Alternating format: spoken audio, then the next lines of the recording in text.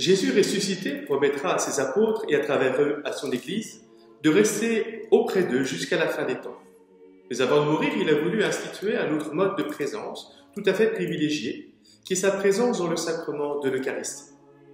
Dans ce sacrement, en effet, d'une façon unique, le Christ tout entier, vrai Dieu et vrai homme, se trouve présent substantiellement et sous un mode permanent. Cette présence du Christ est appelée réelle. Ainsi, par le sacrement qu'il institue le jeudi soir, Jésus se rend présent d'une manière éminente à la messe et dans les lieux où sont conservées les hosties consacrées pour que nous puissions nous unir à lui par la communion et que nous puissions l'adorer dans le Saint-Sacrement. Le jeudi saint, l'Église nous invite à commémorer non seulement l'institution de l'Eucharistie, mais aussi celle du sacerdoce ministériel, car Jésus a dit à ses apôtres « Faites cela en mémoire de moi ». À travers les siècles, le Christ choisit donc certains d'entre nous pour être ses ministres et pour assurer sa présence eucharistique au milieu du monde. Dès le IIIe siècle, on avait baptisé Triduum Pascal les 3 jours pendant lesquels Jésus avait souffert, avait été prisonnier de la mort et était ressuscité. Pour nous aujourd'hui, c'est le jeudi saint qui ouvre le titre Triduum durant lequel l'Église nous demande de faire des efforts particuliers dans l'ordre de la pénitence, de la prière et de la vie liturgique. Les prêtres aujourd'hui entrent dans le sanctuaire revêtus d'ornements blancs.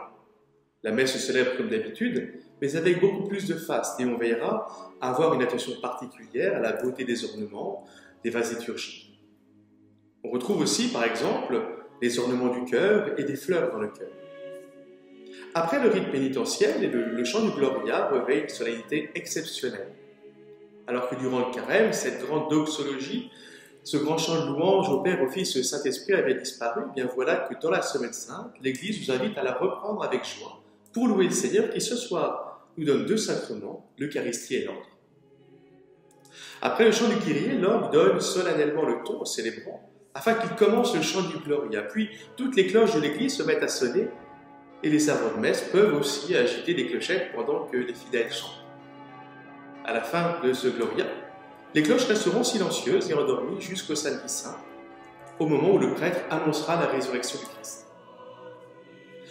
La messe du jeudi saint se poursuit avec les oraisons et les lectures parmi lesquelles on retrouve la première épître de saint Paul aux Corinthiens. Celle-ci unit l'institution de l'Eucharistie au sacrifice du calvaire. Si l'Évangile, lui, nous raconte comment le Christ s'est fait le plus humble parmi les humbles, l'Église nous invite à imiter le geste du Maître. La liturgie nous donne l'occasion de passer aux actes en suivant l'exemple de Jésus. Ce soir, à Saint-Pierre, à Rome, comme dans les cathédrales, les monastères, d'innombrables églises paroissiales, le Saint-Père, les évêques, de nombreux prêtres vont laver les pieds de 12 fidèles. Voilà un beau signe d'humilité. Pendant ce rite, où tout n'est que calme et recueillement, l'Église nous invite à chanter de magnifiques méditations sur les textes évangéliques.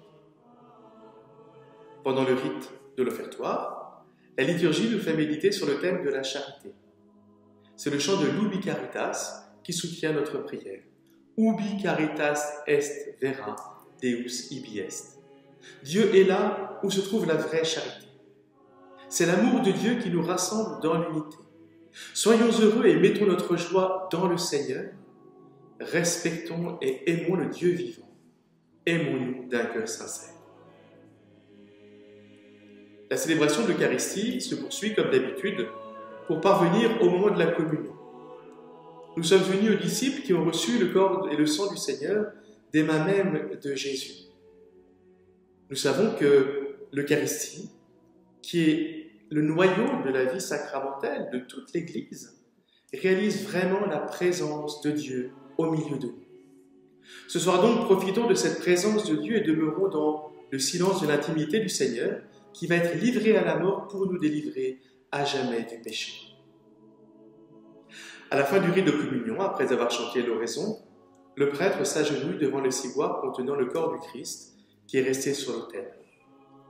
Pour témoigner son profond respect devant la présence de Dieu en silence, le célébrant encense 3 fois le Saint-Sacrement.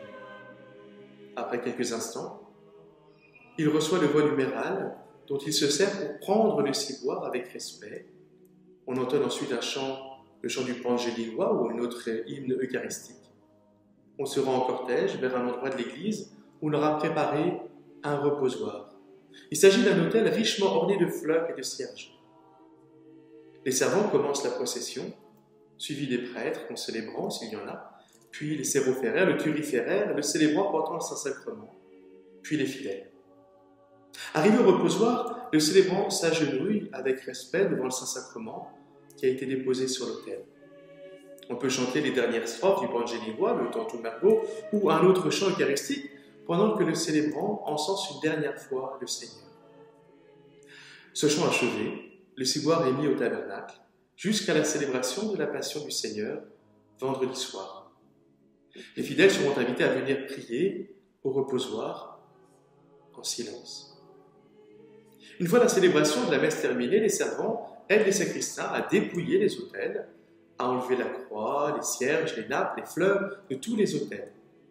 Il est aussi d'usage de laisser ouvert le tabernacle vide à l'autel du Saint-Sacrement. Nous nous retrouverons demain pour la liturgie du Vendredi Saint de l'Office de la Passion. Profitons bien de ce temps avec le Seigneur, de cette célébration, de l'institution de l'Eucharistie et du sacerdoce ministériel. À demain.